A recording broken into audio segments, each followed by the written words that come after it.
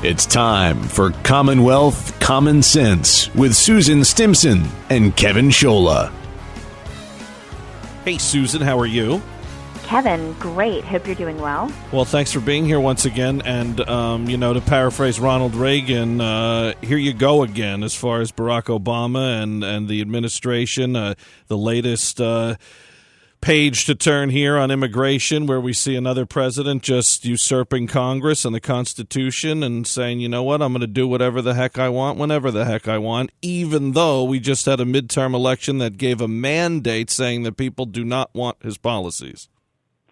We've really seemed to have lost our way in America with our leaders, that they struggle with the truth.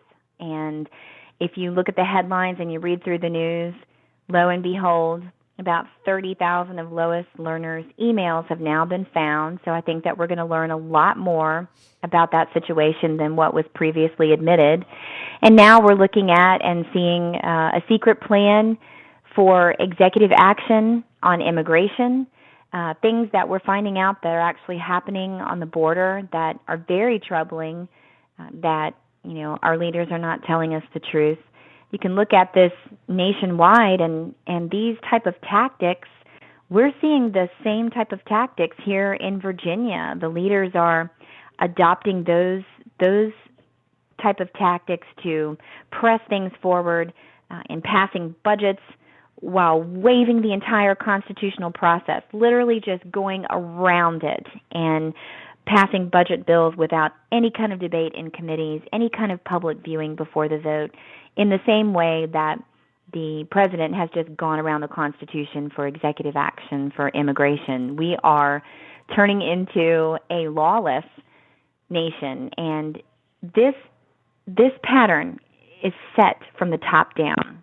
We need our president to be a man who follows the law in his line of work as the President of the United States, and we're missing that. And unfortunately, it's having ripple effects across the nation.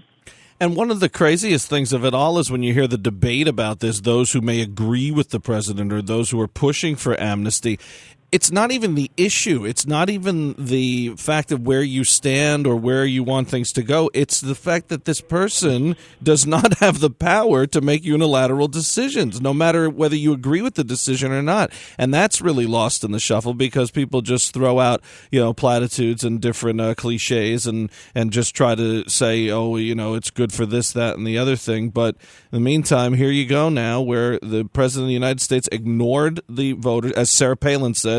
He's basically giving the American voters the middle finger for what they clearly showed on Election Day against his policies. Now he's going against that, and now you're going to have illegals who are going to have better off than some of our veterans when it comes to benefits and some other things. It's just insanity. I recently attended a dinner where Congressman Dave Bratt, who was the person who defeated Eric Cantor, he was speaking at the dinner, and he was talking to us about the agenda for the Republicans over the next few weeks here. And the agenda has nothing to do with Obamacare, nothing to do with Benghazi, nothing substantive in those ways as far as some of the injustices or the questions that are still out there regarding those events. However, he is hopeful, and I'm hopeful, and I think many Republicans are hopeful that the cavalry is coming in, as he said, with the Senate, and the fact that the Senate Republicans might be able to make a difference or at least provide some kind of oversight on what is happening with our president and what's happening in the nation, to at least establish some stabilization of just this complete overreach by the federal government. So it's going to be interesting to see what happens once the Republicans take the majority in the U.S. Senate. Yeah, and I think we'll know right away. They're either going to back down or go at him, and this is their chance. And Dave Bratt, of course, endorsed by Sarah Palin in his run that was victorious on Election Day in that big wave. Well, Susan, thank you so much, and happy Thanksgiving to you and your family. Same to you, Kevin, and we'll talk soon. Susan Stimson in Virginia. More Commonwealth Common Sense next week. Now, our weekly commentary, Steel Resolve. Here's Sarah Steelman. Thanks, Kevin. This week, the Federal Reserve Board finally came under scrutiny by the Senate Banking Committee.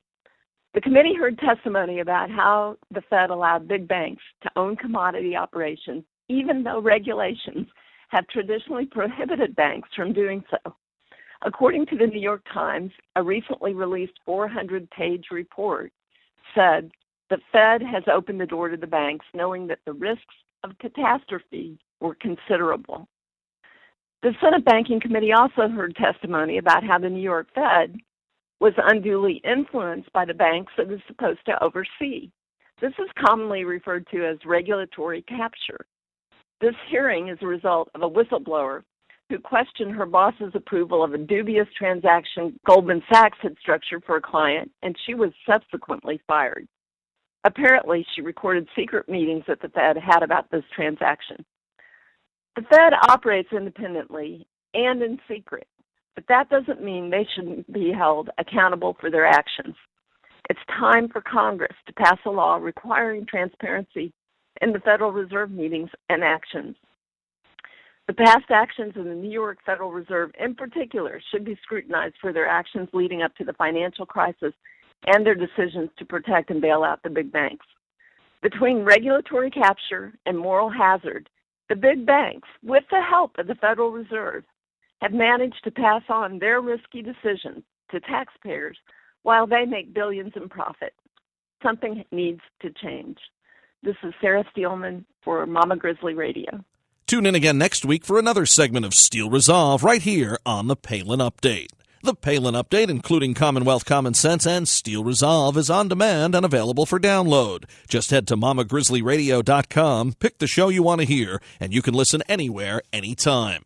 Well, that'll just about do it for this edition of the Palin Update on Mama Grizzly Radio. Visit mamagrizzlyradio.com for continuing coverage of Governor Palin. Also, like Mama Grizzly Radio on Facebook and follow along on Twitter at Mama Grizz Radio, at Kevin Scholla, at Susan B. Stimpson, at Sarah_Steelman, and at 3DSTS. And I'm doing some writing for Breitbart News. Go to Breitbart.com and search Kevin Scholla.